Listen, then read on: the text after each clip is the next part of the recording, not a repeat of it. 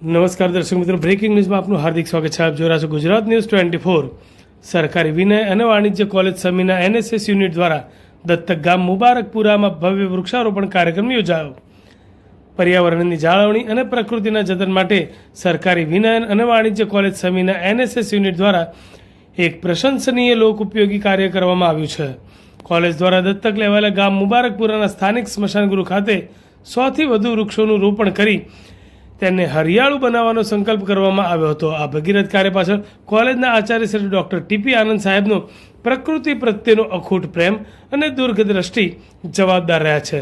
સ્મશાન ભૂમિમાં હરિયાળી વધે અને પર્યાવરણની શુદ્ધતા જળવાય તેવા ઉમદા આશયથી તેમણે આ સમગ્ર આયોજન માટે ઉત્સાહભેર માર્ગદર્શન પૂરું પાડ્યું હતું.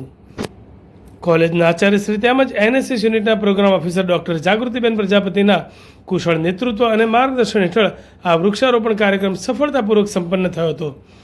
આ સેવા કાર્યમાં કોલેજના NSS યુનિટના સ્વયંસેવકો, ભૂતપૂર્વ સ્વયંસેવક નયનભાઈ, હિનાબેન, આઉટસોર્સિંગ સ્ટાફમાંથી પ્રહલાદભાઈ તેમજ સમાજશાસ્ત્ર વિભાગના મુલાકાતી વ્યાખ્યાતા શ્રી વિજયભાઈ ચૌધરીએ ઉત્સાહપૂર્વક જોડાઈ શ્રમદાન કર્યું હતું. આ કાર્યક્રમને સફળ બનાવવામાં મહત્વનો સહયોગ આપ્યો હતો. કોલેજના સરાહનીય પર્યાવરણલક્ષી કાર્યને મુબારકપુરાના ગ્રામજનોએ પણ બિરદાવ્યું હતું.